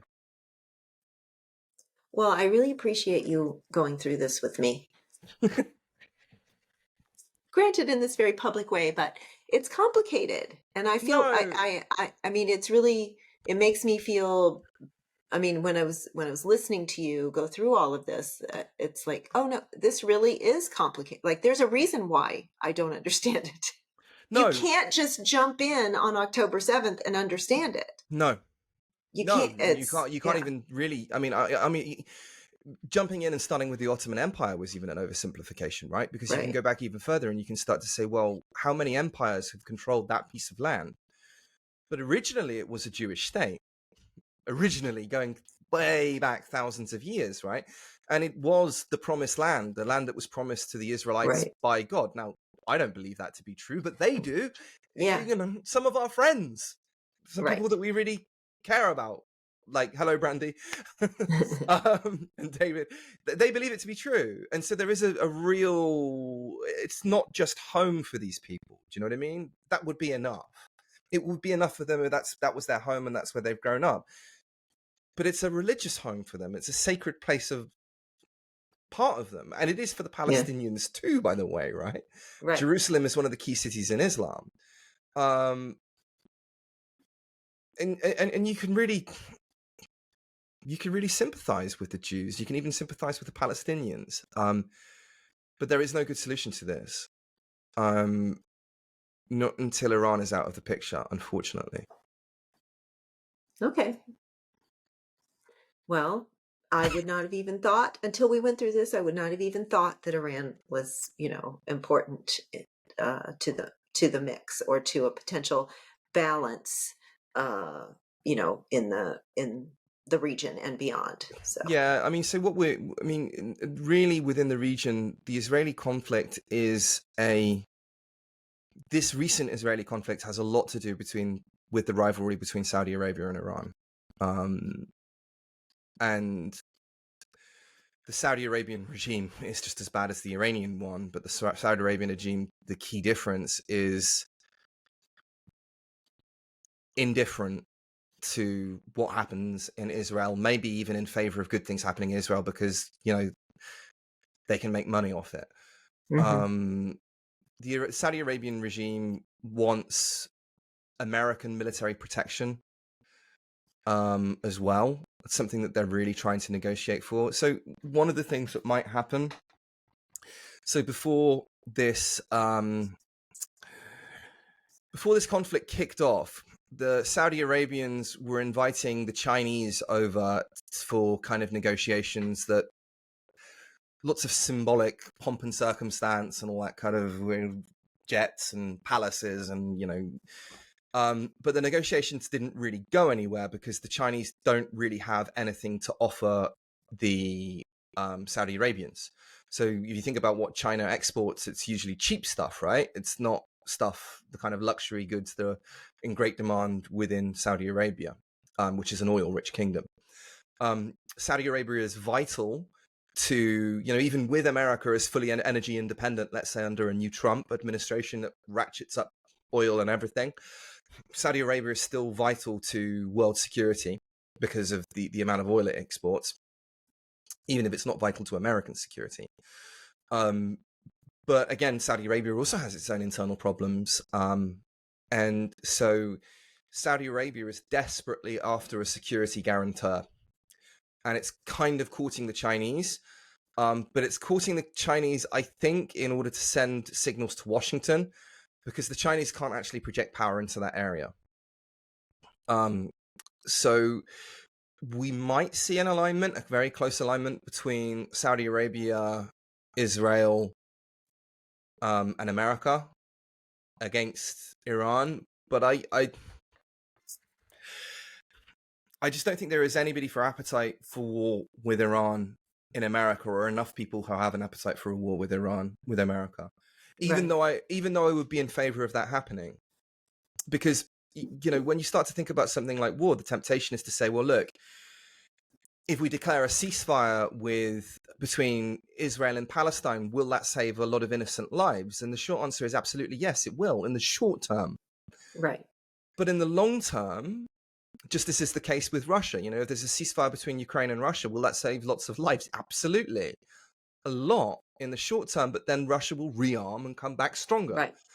And so will Hamas. Right. And so actually the misery and lives lost in the long term are even greater. But, when we have democracies that, where presidents are elected periodically, they have to worry about the next election. They can't Right. plan 10, 20 years in advance. They can't say, well, look, if we fight this war with Iran right now, we will pay an extreme cost in the short term of maybe some Americans dead. But in the long term, America's regional position will be that much stronger and its ally, and there'll be less conflict within the region, right? But democracies can't really function like that. Right. So we are kind of forced, unfortunately, because of the nature of democracy, we are forced into being reactive rather than proactive. And that's why, America has put to strike force, aircraft carriers and all of the assorted ships, supporting ships in the region, and not just gone in and attacked Iran. America knows fully well everything that I've told you here. They know fully well that if they were to take out, Biden knows fully well that if he was to take out um, the current Iranian regime, then the long term situation in the region would be way, way, way better, including for the Iranian people themselves, by the way, who hate their own government. And I have Iranian friends who would stand shoulder to shoulder with me and agree with me on point on everything that I've just said. They detest the regime and they would like nothing more than the Americans to go in and topple it.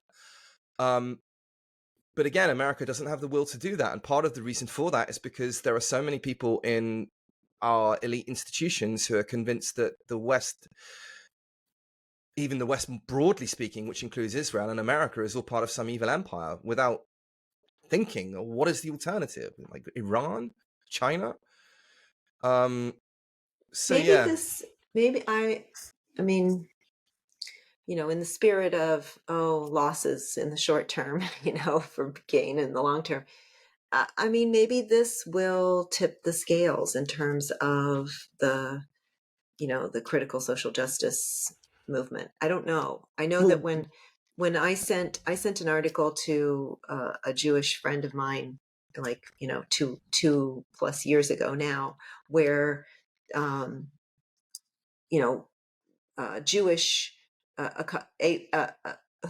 Jewish person who wrote it said, "Here I am at this university, and it's happening at this university and this university, where we're starting to not be able to talk about um, issues in Israel. We're getting shouted down. We're getting shut down. We're not able to do our research because of this critical social justice movement." And I sent it to a friend, well, now former friend, but she's like, "I don't see the connection. huh, I don't see the connection between what happened, to well, you and this." And I'm thinking to myself, like, I'd like to forward it now and say, "So do you see the connection now?" And maybe people will start to see it. I don't know. I don't know. But yeah, but I mean, but what is the consequences of them seeing the connection? Because it's not like the whole of the left is going to wake up. right. Our kind of fantasy is that all of the liberals regain control of the left and the wokies see the error of their ways. When you say it like that, But they're a deluded cult. yes. They're Yeah. a deluded. I don't want to say like they're like a religion, because then the temptation to say, well, which religion do you mean? Because religion's Yeah. quite different, right? But and this is something we should look at actually. But their belief system, the way in which they believe things out of faith, in spite of overwhelming evidence that's quite easily available, that really does clearly show that the contrary of what they think is true in just about everything, whether that's systemic racism, to America being an evil power, to Israel being the progenitor of all of the bad things that are happening in the Middle East. Whatever it is, it's easy to show these people are wrong. And yet, nevertheless, there are lots of very, very smart people who dominate these key institutions who believe crazy things anyway. I mean, it's like you're dealing with a deluded cult. They're not reasonable. Some of them are. Like if someone's on the periphery Yeah. and they're kind of going along with it, and then you go, actually, well, have you seen this? And then sometimes you do get, Right. oh yeah, And I've kind of deconverted lots of people who had come out with critical social justice rhetoric, and maybe they keep some of the key traits. They want to fight against racism and stuff. Great, carry on. Yeah. Because there are Absolutely. other ways you can do that from a liberal point of view. Yes. So yeah. So I mean, I've managed to deconvert people who are on the periphery, but people who have their whole identities invested in this, Yeah. I don't know, and there's just too many. But I don't think there's any way back now. The left has been split, and it doesn't Right. matter. Unless Biden finds some way of papering over this, and even if he does, then you're just kicking the ball down for. Yeah. I don't think he can, by the way. But even if he does, again, you're just kicking the ball down, because something like this will happen again. Yeah. But you can't reconcile the liberal left with the woke left anymore. Yeah. I don't think. And so again, comes back to this choice. Biden has a choice. Does he stand with Israel, in which he loses the election? because they've invested so much in being on board with the squad and those idiots, or does he stay true to his values as a liberal? Which way does he go? Does he go with the Right. wokies, or does he go with the liberals? Either way, he's lost. Yeah. And we have to sort of, to circle back around to, where we started, instead of instead of instead of three groups, instead of, 3 points of contact, we have four, because because it seems like the like you said, the extreme left, it's not extreme left, middle, extreme right. We have four groups, Right. and we can't seem to reconcile. We can't. We have moderate Democrats who would be moderate Democrats, right? In UK terms, I'd be a Liberal Democrat, right? That's the political party that I was affiliated with, which is to the right of the Labour Party, but left of centre, right? So that would probably be you and I. But again, our side have aligned with the wokies, right, overwhelmingly, whereas the centre-rights have kind of aligned themselves with MAGA. But let's say, like, in the next election, I think the centre-right are going to happily vote for Trump. I think that the never-Trumpers within the moderate right were few and far between. Yeah, because I think that, again, we don't have a square, right? No. I mean, the square is not balanceable. Well, so I mean, It's just simply not. And so what's going to happen? I think you're right. I don't think that the center left, they're not going more left, but the center right will go more right to create, basically a triangle. They will go that way, and then there will be three. I can see, I could even see the centre left going right, because I've seen it, right? We've seen it. Well, but they won't go the other way, I don't think. No, I don't think so. not when it's terrorists, Right. or you're, suddenly, like, because World War II and the Holocaust is kind of seared into our collective consciousness, right? We can't, like, unsee what's happening right now on campuses, right? So no, I don't. I can see people going right, but I can't see people going left. Right. Me too. And then what happens then? What I'm really, really worried about is a huge resurgence in homophobia, for example, because we're seeing these homophobic conspiracy theories, like, coming out. So they're going to get what they said they had when they didn't have it. Right. They're going to create. It's going to create what. Yeah, I mean, I guess if you build it, they'll come. Right. I mean, I mercifully, I don't think we're going to see a resurgence in anti-black racism, for example. I mean, I don't see any evidence of that, because there is a very strong black conservative tradition.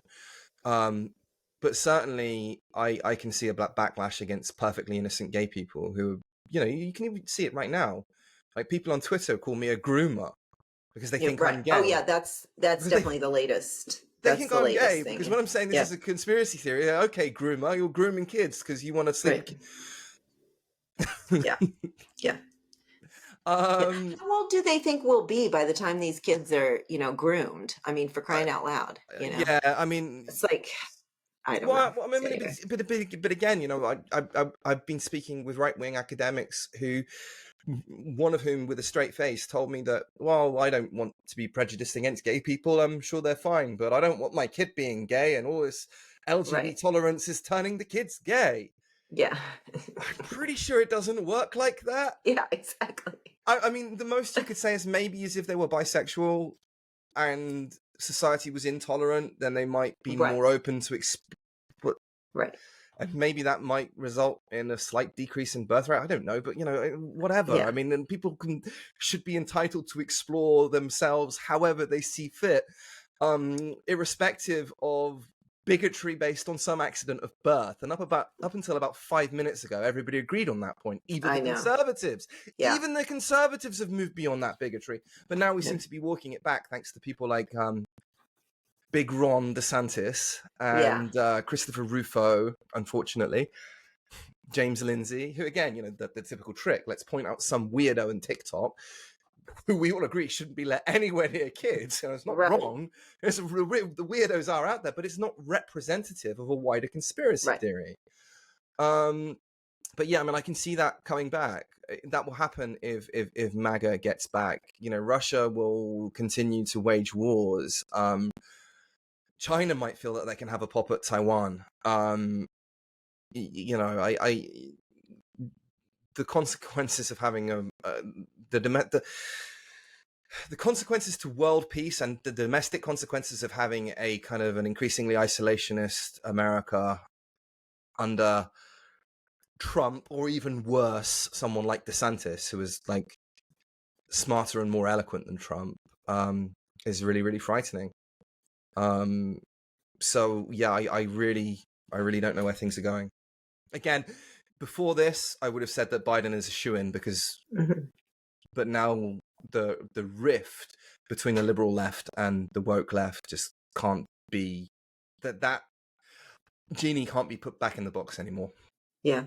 I don't think. I might be wrong, but again, even if it is put back in the box, then it's going to come out again somewhere down the line. Because you cannot reconcile these two fundamentally different ways of looking at the world, right? One in which is just kind of laissez-faire. You do you. We should look after poor people as best we can. But, we're not going to pass moral judgments about people for anything, whether that's we think they're great because they're black or we think that they're bad because they're black. We try not to see the color of your skin in terms of your moral worth, right? Or in terms of whether you're gay or straight. That kind of way of looking at the world versus the woke version, which is like, no, that's impossible. Nobody sees the world like that. And pretending that you do is itself an example of bigotry. So you need to put back, and actually we need to be reifying race and status. You can't reconcile these two worldviews. And it's been kind of surprising that so many people thought they could. But then even within the woke movement, can you see what's coming next down the line for them? Can you see their imbalance? Well, we definitely we see signs of it. Absolutely. And So how do they reconcile on the one hand, and you can see them trying, by the way, like the whole Queers for Palestine, right? Come on, queers. Yeah. You know what happens to gay people in Palestine?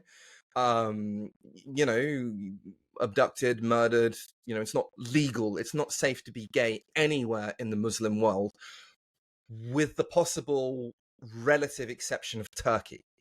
But even there, right? I don't think it's illegal in Turkey, but it's really not safe to be a gay anywhere really in certainly not in the Middle East. So what about trans rights?